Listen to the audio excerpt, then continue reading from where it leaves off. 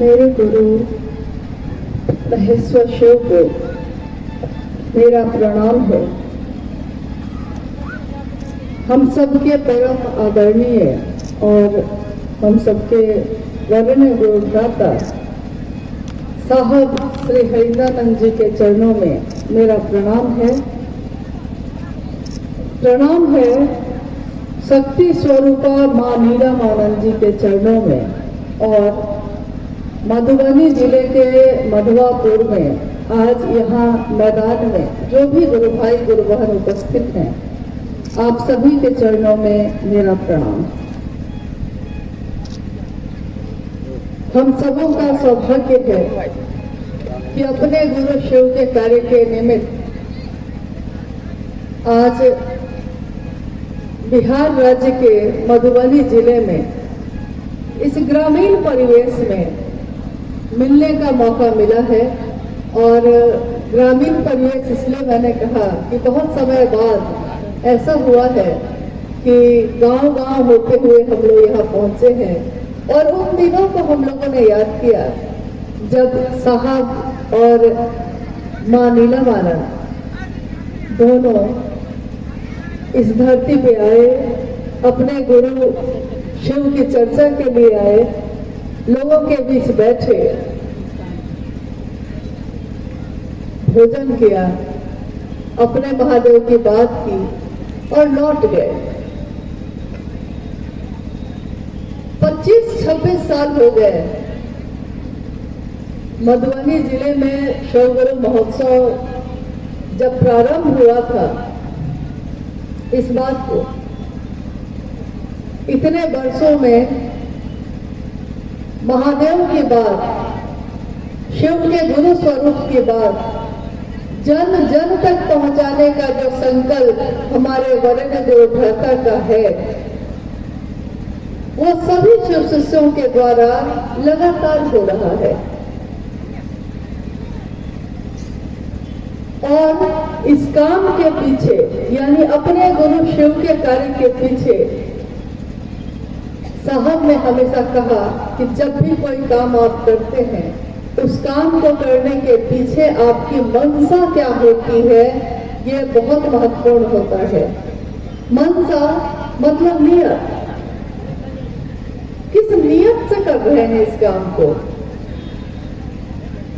बहुत लोग कोई काम करते हैं तो मन में कुछ छुटू ही चाहत होती है, लेकिन साहब हरिदानंद जी ने कहा कि मैंने जब अपने जीवन में शिव को गुरु बनाया तो इस काम में गुरु की स्थापना लोगों के दिल में करने के पीछे मेरी कोई लोकेशना और वित्तेषणा, लोकेशना का अर्थ होता है कि लौकिक कामना, ऐसी कामना जो धरती पे लोग करते हैं, जैसे मुझको सम्मान मिल जाए, मुझको पैसे मिल जाए, मुझको गहने मिल जाए, मुझको ये मिल जाए, मुझको वो मिल जाए, जगत की चीजें मिल जाए, ऐसी कामना यानी लोकेशना।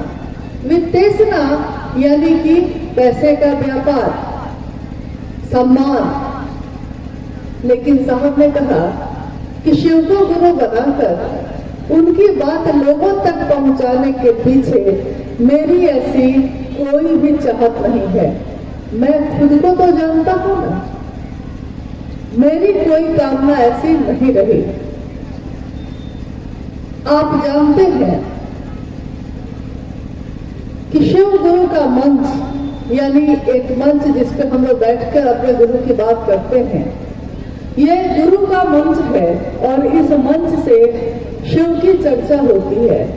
यहाँ कोई विद्वान नहीं है, कोई प्रवचन करता नहीं है, कोई गुरु शरीर में नहीं आया है, यानी हमारे गुरु शिव प्रारंभ से ही, शुरू से ही शरीर में नहीं है।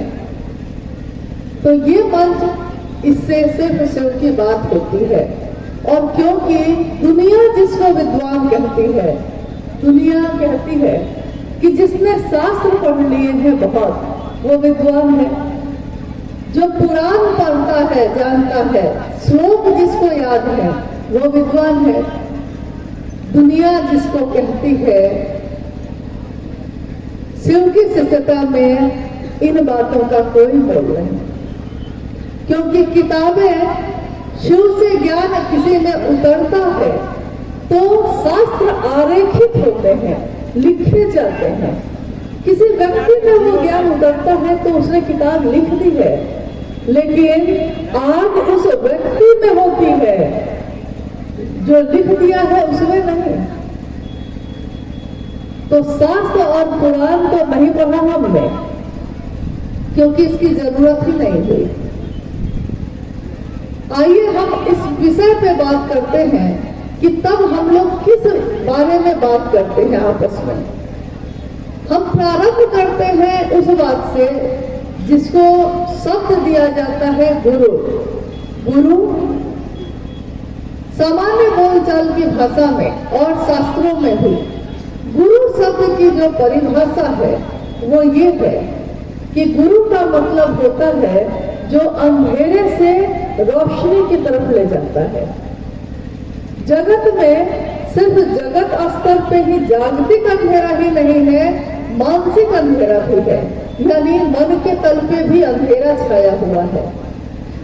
गुरु आध्यात्म की दुनिया में कोई गुरु होता है तो वो गुरु हमारे मन में फैले अंधेरे को दूर करता है। यानी मन पूरा अंधेरे में डूबा है और अचानक एक रोशनी आ जाती है, एक पतली सी रोशनी की रेखा भी अगर आ गई है तो सब कुछ स्पष्ट नजर आने लगता है। गुरु ज्ञान देते हैं, गुरु अंधेरे से रोशनी की तरफ ले जाते हैं। आज तक की दुनिया में यही परिभाषा है गुरु की। अब आइए हम लोग बात करते हैं उनकी जिनके बारे में अभी आपने थोड़ी देर पहले भी सुना है। हम सबके वर्ण गुरु भ्राता साहब श्री भैरवानंद जी की। उनकी नजर में गुरु कौन होता है? उनकी नजर में गुरु वो होता है जो अंधेरे से तो रोशनी की तरफ ले जाता है, लेकिन जो हमारे मन में सबसे ज्यादा भारी होता है। भारी मेरे मन में, मन के लिए उन्होंने कहा कि मन क्या है? ये मन कभी किसी का दुश्मन होता है, मन किसी का दोस्त होता है, मन ही किसी को अपना समझता है, मन ही किसी को पराया समझता है, मन ही दुख लेता है, मन ही सुख लेता है। तो ये मन है क्या? विज्ञान में आज तक दुनिया में विज्ञान के तौर पे लोग इतने आगे बढ़ गए। आंख कहाँ है मालूम है, नाक कहाँ है मालूम है, दिल कहाँ है मालूम है, किडनी कहाँ है सब कुछ मालूम है, लेकिन मन कहाँ है ये आज तक किसी को पता नहीं चल पाया। रहता हमारे ही साथ है, लेकिन मेरे ही पूरे शरीर में वो मन कहाँ है हम नहीं जानते। और मन है क्या? तो मन यानी विचार को पैदा करने की एक ऐसी मशीन जो लगातार विचार पैदा करती है लेकिन दिखाई नहीं देती। अदृश्य मशीन जो दिखाई नहीं दे रही है, लेकिन सारा कुछ खेल उसी का है। विचार पैदा कर रही है लगातार, और जिस बारे में वो विचार कर लेती है सबसे ज्यादा, हमारा मन उसी में डूब जाता है। इसका एक गुण है ये, जिसकी संगत ये कर लेता है, ये मन, मेरा मन, आपका मन जिसकी संगत कर लेता है उसके जैसा होने लगता है। शिव का संग करता है तो शिव हो जाता है, साधु का संग करता है साधु हो जाता है, और अपराधी का संग करता है तो अपराधी भी हो जाता है। ये मन जिसकी संगत करता है उसके जैसा हो जाता है। साहब भैरवानंद जी ने कहा, इसी मन में, इसी मशीन पे जो दिखाई नहीं दे रहा है लेकिन विचारों को पैदा कर रहा है, तो इसी मशीन पे हम एक विचार पैदा करते हैं, एक विचार चढ़ा देते हैं इस मशीन पे।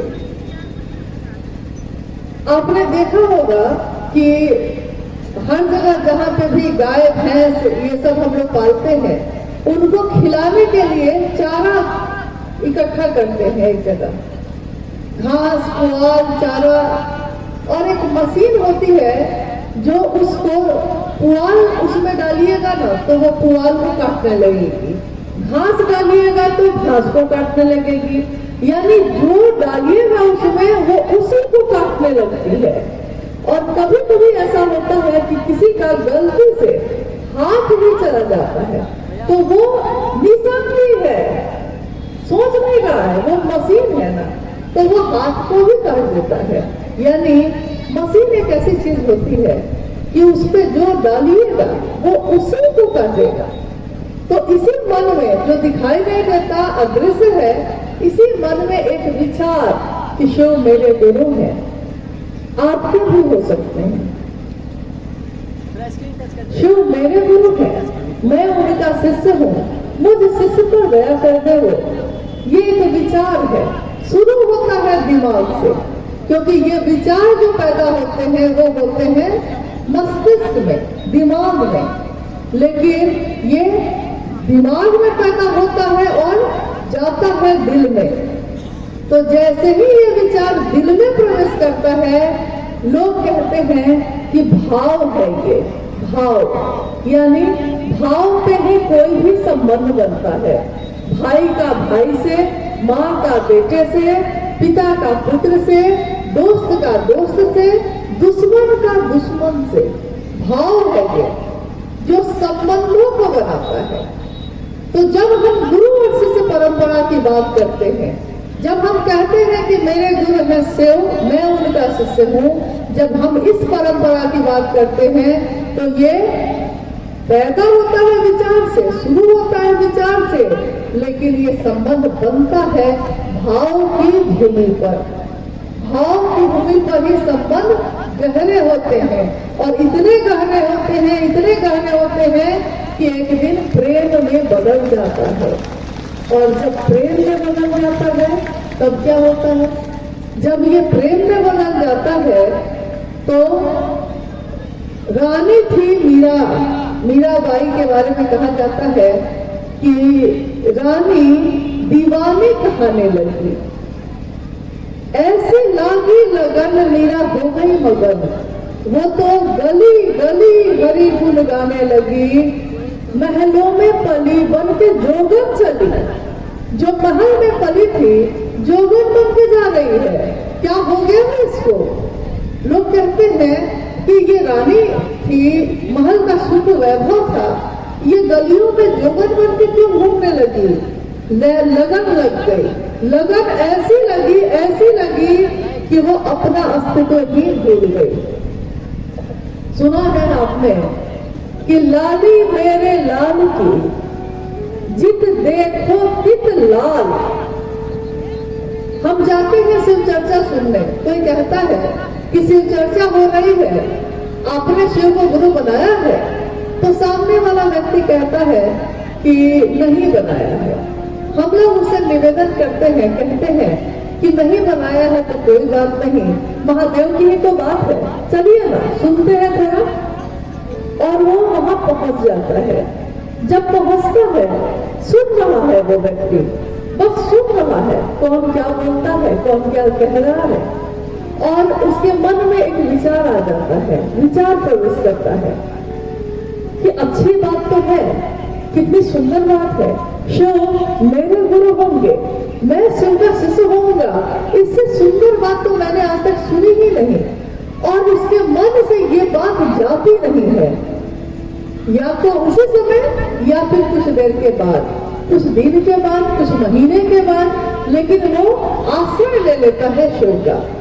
देखिए, गया था लाली देखने, लाली मेरे लाल की जिद देखो तित लाल, लाली देखन मैं गई, मैं भी हो गई लाल।